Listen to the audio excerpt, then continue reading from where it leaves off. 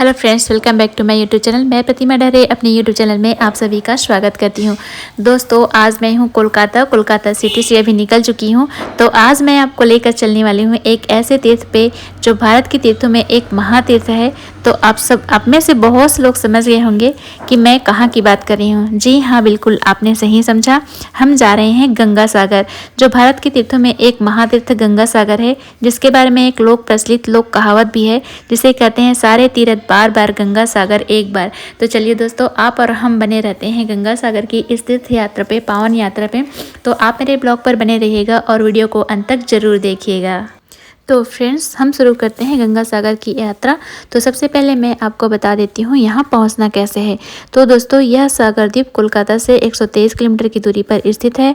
आपको कोलकाता पहुँचने के लिए यदि आप फ्लाइट से आते हैं तो आपको सबसे पहले नेताजी सुभाष चंद्र एयरपोर्ट के लिए फ़्लाइट ले सकते हैं, जो द्वीप से लगभग 142 किलोमीटर की दूरी पर है।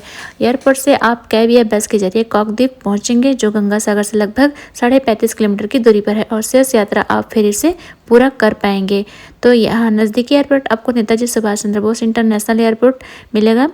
तो दोस्तों, इसी प्रकार यदि आप रेल मार्ग से यदि यात्रा कर रहे हैं तो आप सियालदह से काकद्वीप या नामखाना तक रेल मार्ग की यात्रा भी कर सकते हैं, और उसके बाद आपको सागर द्वीप तक की यात्रा आप टैक्सी, बस और फेरी के मेल से ही कर पाएंगे। तो चलिए दोस्तों, मैं अपनी यात्रा के माध्यम से आपको दिखाती हूँ कि हम गंगा सागर बीच और कपिल मुनि आश्रम कैसे पहुँचे। तो दोस्तों, आप बने रहिएगा मेरे ब्लॉग पर और वीडियो को अंत तक जरूर देखिएगा।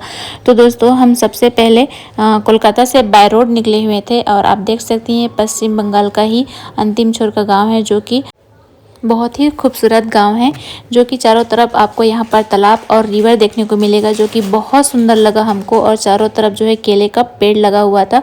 तो चलिए दोस्तों, हम पहुँच चुके हैं इस वक्त काकद्वीप पॉइंट पे, और ये आप देख सकते हैं। आप काकद्वीप पहुँचेंगे तो आपको कार यहीं पर पार्किंग करना पड़ेगा, और यदि आप बस के माध्यम से आते हैं तो बस आपको भी यहीं पर ड्रॉप करेगी। उसके बाद आगे की यात्रा आपको फेरी के द्वारा ही करना पड़ेगा। तो दोस्तों, हम काकद्वीप में हार्वर्ड पॉइंट के लाट नंबर 8 से फेरी लेंगे, और हम फेरी से जो है 30 मिनट की यात्रा करेंगे कचुबेरिया पॉइंट पहुंचने के लिए। तो दोस्तों, आप देख सकते हैं ये है काकद्वीप, जो कि गांव के जैसा ही है, और लोग उधर से कचुबेरिया पॉइंट से भी यहाँ काकद्वीप में जो बिज़नेस करने आते हैं, जो जॉब करते हैं, वो भी फेरी के माध्यम से इस तरफ आते हैं, और इधर के लोग जो है कचुबेरिया पॉइंट जाने के लिए भी फेरी के माध्यम से ही जाते हैं। तो ये है दोस्तों टिकट काउंटर, और हम टिकट काउंटर पे इस वक्त पहुँच चुके हैं, और यहाँ पर हमने टिकट लिया, जिसका पर पर्सन रुपीज़ था 9 रुपीज़। तो दोस्तों, हमने जो है टिकट ले लिया, और इसके बाद हम लाइन पे लग जाते हैं, क्योंकि जो है अभी फेरी का टाइम 1 बजे का है, और बहुत लोग जो है आप देख सकते हैं आ ही रहे हैं, बहुत काफ़ी भीड़ है। और यदि आप लेट होते हैं तो आपको शायद 3 घंटा, 4 घंटा, 6 घंटा भी आपको इंतज़ार करना पड़ सकता है। खासकर जब आप संक्रांति और किसी फेस्टिवल ओकेशन के टाइम पे आते हैं तो आपको फेरी लेने के लिए 4 से 6 घंटा तक का भी इंतज़ार करना पड़ सकता है। तो दोस्तों, आप देख सकते हैं जो है फेरी में कितने सारे लोग हैं, पूरा भीड़ है, कम से कम 100-200 लोग तो बैठे ही होंगे। और जो है दोस्तों, फेरी का टाइमिंग आपको बता देती हूँ। लास्ट स्टेज का टाइम है 1 बजे का, क्योंकि लो टाइड होने की वजह से जो है नदी का पानी जल स्तर जो है कम हो जाता है, तो उसके वजह से फेरी नहीं चल पाती है। उसके बाद सीधा आपको रात को 9 बजे के आसपास आपको फेरी दोबारा मिलेगा। तो उधर से यदि आप आते हैं कचुबेरिया से, तो भी से आपको उधर से आपको 8 बजे 9 बजे के आसपास आपको फेरी चलेगी, और आप इधर से काकद्वीप से भी चलते हैं तो भी से आपको 8-9 के आसपास जो है आपका फेरी चलेगा। तो आप देख रहे हैं दोस्तों, हम इस वक्त सफ़र कर रहे हैं फेरी में, और काफ़ी भीड़ है, और ये भी हमारा फर्स्ट विजिट है फेरी में, और पहला एक्सपीरियंस है, तो हमको थोड़ा थोड़ा डर भी लग रहा है। तो दोस्तों, हम पहुंच चुके हैं कचुबेरिया पॉइंट पे। आप जो ये सामने जो है फेरी देख रहे हैं, ये जाने वाली है काकद्वीप के लिए, और जब ये फेरी यहाँ से हटेगी तो हमारी फेरी जो है वहाँ पर जाकर पार्किंग होगी, और जिससे हम उतरेंगे। और कचुबेरिया पॉइंट से आपको मुख्य मंदिर जाने के लिए उसकी दूरी पड़ेगी 30 किलोमीटर की दूरी पर है, जिसे आप ऑटो बस के माध्यम से गंगा सागर बीच पहुंचेंगे। उसके बाद आप ऑटो के माध्यम से ही कपिल मुनि आश्रम पहुंचेंगे। तो चलिए दोस्तों, हम यहां पर पहुंच चुके हैं और आप यहां पर देख रहे हैं बहुत बड़े बड़े लेटर में जो है गंगा सागर लिखा हुआ है और ये है कचुबरिया पॉइंट। और यहाँ पर उतरते ही हमने सामने देखा नारियल, जो कि काफ़ी बहुत बड़ा बड़ा आपको दिखाई दे रहा होगा, काफ़ी बड़ा था। तो हमने यहाँ पर नारियल पानी पिया, जिसका पानी जो है काफ़ी मीठा और बहुत ही अच्छा था। आप एक नारियल पियेंगे तो आपका पेट भर जाएगा, फुल दिन भर का एनर्जी आपको मिल जाएगा, इतना अच्छा लगा हमको।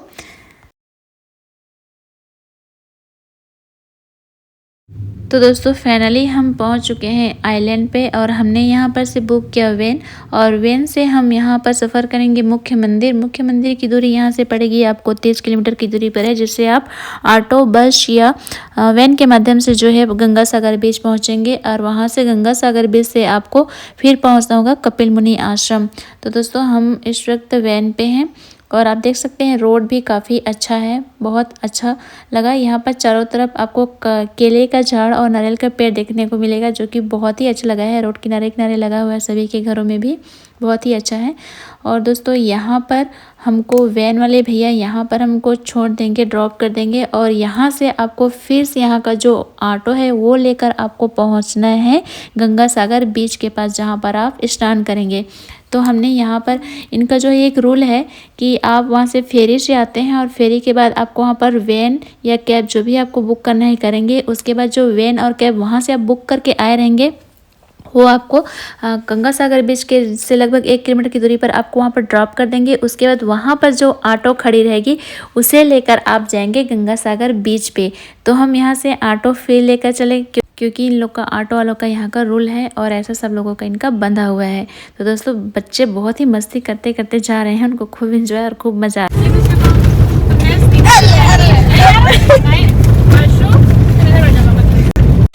बच्चे काफ़ी मज़े कर रहे हैं। तो दोस्तों आप जो यहाँ पर ये दूर दूर तक ग्राउंड देख रहे हैं, खुला मैदान देख रहे हैं, काफ़ी बड़ा कैंपस है, बहुत ही बड़ा है। और यहीं पर जो है मकर संक्रांति पर मेला लगता है, जैसे कुंभ मेला लगता है उतने ही ज़्यादा संख्या में यहाँ पर मकर संक्रांति पर लोग आते हैं और यहाँ पर शाही स्नान करते हैं गंगा सागर में। और यहाँ पर जो है काफ़ी अच्छा सुविधा व्यवस्था भी किया गया है, दूर दूर में दिखाई दे रहा है। यहाँ पर जो है चेंजिंग रूम है, वॉशरूम बना हुआ है। और तो यहाँ पर हम पहुँच चुके हैं, आप देख सकते हैं ये है गंगा सागर का तट।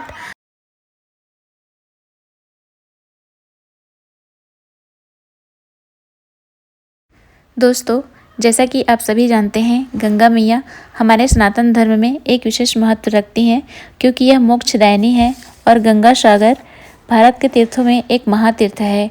तो दोस्तों गंगा जी इसी स्थान पर आकर सागर में मिलती है और इसी स्थान पर राजा सगर के 60,000 पुत्रों को मोक्ष प्राप्त हुआ था।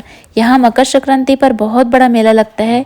यहाँ लाखों श्रद्धालु गंगा स्नान के लिए आते हैं। कहते हैं यहाँ मकर संक्रांति पर स्नान करने पर 100 अश्वमेघ यज्ञ और 1000 गौदान करने के बराबर फल की प्राप्ति होती। दोस्तों यह गंगा नदी जो गंगोत्री से निकलकर पश्चिम बंगाल में आकर सागर से मिलती है, गंगा का यहाँ सागर से मिलन होता है, उस स्थान को गंगा सागर कहते हैं। इसे सागर द्वीप भी कहा जाता है। और कहते हैं दोस्तों सारे तीर्थ बार बार गंगा सागर एक बार। तो चलिए दोस्तों गंगा सागर में हम भी एक बार गंगा मैया में डुबकी लगा ही लेते हैं।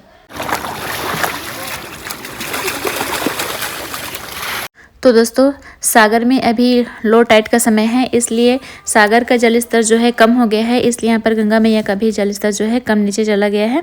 और जैसे हाई टाइड का काम होगा, हाई टाइड का समय होगा, जैसे कि शाम को 6-7 बजेगा तो इसका जो जल स्तर है वो ऊपर तक चला जाएगा, जहाँ से हमने एंट्री किया था वहाँ पर से।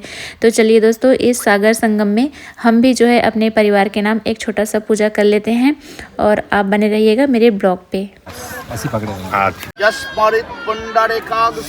सवाय नमः केशवाय नमः नारायणाय नमः नारायणाय नमः नारायणाय नमः ओदेव नमस्तुते ओम चंदन्यं वंदते नित्यं परसयित पापनाशनम आयुर्वर्धत संप्रमदते। ऐसे करके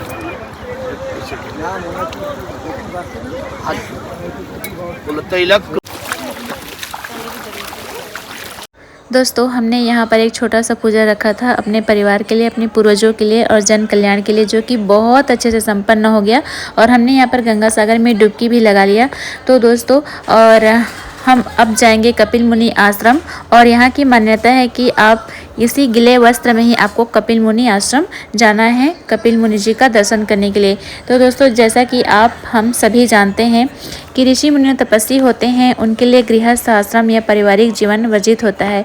पर विष्णु जी के कहने पर कपिल मुनि के पिता जो कंदर्म ऋषि थे, उन्होंने गृहस्थ आश्रम में प्रवेश किया। पर उन्होंने विष्णु भगवान के समक्ष शर्त रखी कि एक ऐसे में भगवान विष्णु को ही उनके पुत्र के रूप में जन्म लेना होगा। और भगवान विष्णु जी ने यह शर्त मान ली और कपिल मुनि का जन्म हुआ। फलता उन्हें विष्णु भगवान का अवतार माना जाता है और इस प्रकार कपिल मुनि जी गंगा और सागर के मिलन स्थल पर आश्रम बनाकर तप करने लगे। और वो यही स्थान है दोस्तों जो आप ये मंदिर देख रहे हैं। तो दोस्तों, जो सागर संगम में हमने स्नान किया, वहाँ से इस मंदिर की दूरी लगभग 1 किलोमीटर होगी, जिससे आप पैदल यात्रा भी कर सकते हैं और आना चाहे तो आप ऑटो में आ सकते हैं। और हमने यहाँ पर ऑटो से यहाँ तक की यात्रा सफ़र पूरी की। दोस्तों, कहते हैं जब कपिल मुनि इस स्थान पर तप कर रहे थे, उस दौरान राजा सगर ने अश्वमेध यज्ञ आयोजन किया। इसके बाद यज्ञ के अश्व को स्वतंत्र छोड़ दिया गया और जहाँ जहाँ जिस स्थान पर ये अश्व गुजरेंगे वे राज्य उनके अधीन हो जाएंगे। और यदि इस परिपाटी में कोई राजा या कोई भी प्रजा उस वस्तु को रोकने का प्रयास करता है तो उसे युद्ध करना पड़ता है। और इस परिपाटी में राजा सगर ने यज्ञ अश्व की सुरक्षा के लिए अपने 60,000 पुत्रों को भेजा था। और कहते हैं उन्होंने आगे आकर देखा कि अचानक यज्ञ अश्व गायब हो गए और आगे उन्होंने ढूंढते हुए आगे बढ़े। तब उन्होंने देखा यज्ञ अश्व कपिल मुनि के आश्रम में बंधे हुए हैं। तो इस प्रकार सगर पुत्रों के द्वारा जो है ध्यान में बैठे हुए कपिल मुनि को अपशब्द कहने लगे। ऋषि कपिल मुनि नाराज हो गए और उन्हें श्राप दे दिया और कहते हैं अपने नेत्रों के तेज से ही भस्म कर दिया। और इस प्रकार कपिल मुनि के श्राप के कारण उनके आत्मा को मुक्ति प्राप्त नहीं मिला। और बहुत समय बीत जाने के बाद राजा सगर के पौत्र राजा भगीरथ ने कपिल मुनि से माफ़ी मांगे और इस प्रकार कपिल मुनि राजा भगीरथ से बहुत प्रसन्न हुए। उनके व्यवहार से बहुत ही वे खुश हो गए और उन्होंने कहा कि गंगा जल से ही राजा सगर के 60,000 मृत पुत्रों को मोक्ष प्राप्त हो सकता है। और इस प्रकार राजा भगीरथ ने अपने तप बल से माँ गंगा को मकर संक्रांति के दिन लाकर उनकी आत्मा को मुक्ति और शांति दिलाई। और ये वही पावन स्थान है जो गंगा सागर कहलाया, इसलिए यहाँ स्नान का विशेष महत्व है, खासकर मकर संक्रांति पर।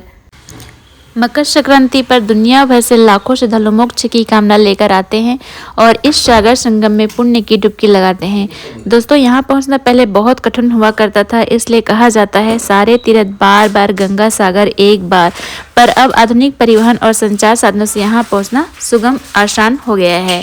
तो चलिए दोस्तों, मैं आपको फिर मिलती हूँ फेरी के टाइम पे। तो चलिए दोस्तों, हम पहुँच चुके हैं फेरी के टाइम पे वापस और यहाँ पर फेरी वापस आएगी रात को 8 बजे। अभी बज रहे हैं 7:30 रात के और यहाँ पर सब जो है वेट कर रहे हैं फेरी आने का, क्योंकि लो टाइड की वजह से जो है बोट नाव या फेरी नहीं चलती है और जब हाई टाइड होता है तभी यहाँ से आप फेरी वापस चल पाएगी। तो रात के 8 और 9 बजे के आसपास यहाँ फेरी वापस स्टार्ट होती है।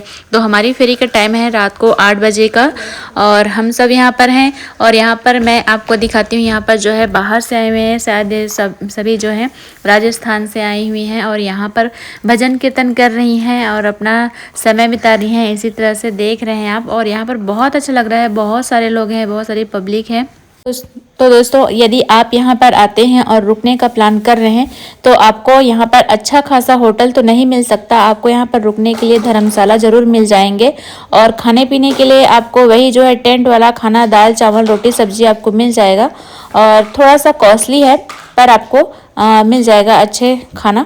और दूसरी बात है कि आप यहाँ पर अपने सामान, अपने लगेज का, अपना पर्स का, खास करके भीड़ में और जब आप जेटी पे बैठते हैं फेरी के समय, उस टाइम आप अपने पर्स का विशेष ख्याल रखिएगा क्योंकि भीड़ बहुत ज़्यादा होती है। क्योंकि लोग जो है एक ही बार जो जेटी बहुत कम चलती है, इसलिए लोग बहुत ज़्यादा मात्रा में भीड़ एकत्रित हो जाता है जाने के लिए भी और आने के टाइम भी। तो आप अपने पर्स का विशेष ख्याल रखिएगा। तो चलिए दोस्तों, मैं फिर मिलती हूँ आपको अपने अगले वीडियो में। दोस्तों, यदि आपको मेरा ये वीडियो पसंद आएगा तो प्लीज़ मुझे कमेंट करके बताइएगा और आपको कुछ भी पूछना हो इस यात्रा के बारे में तो आप मुझे कमेंट कर सकते हैं। तो चलिए दोस्तों, स्वस्थ रहिए, खुश रहिए, मस्त रहिए, एंजॉय कीजिए और फिर मिलते हैं हम अपने अगले वीडियो में। तब तक के लिए जय गंगा मैया।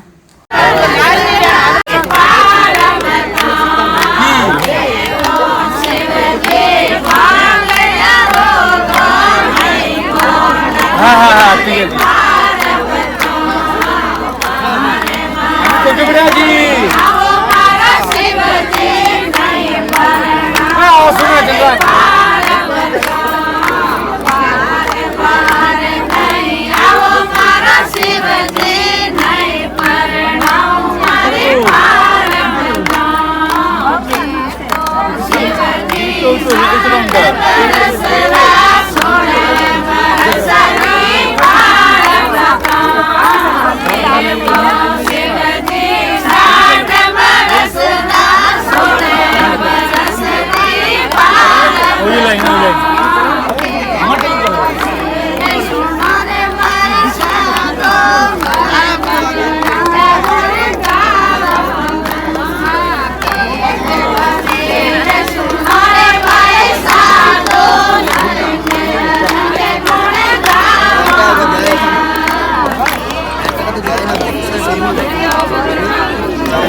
अरे पातन पनाई तोड़ियो पैसा, ए पैसा पातन पनानी होती नहीं।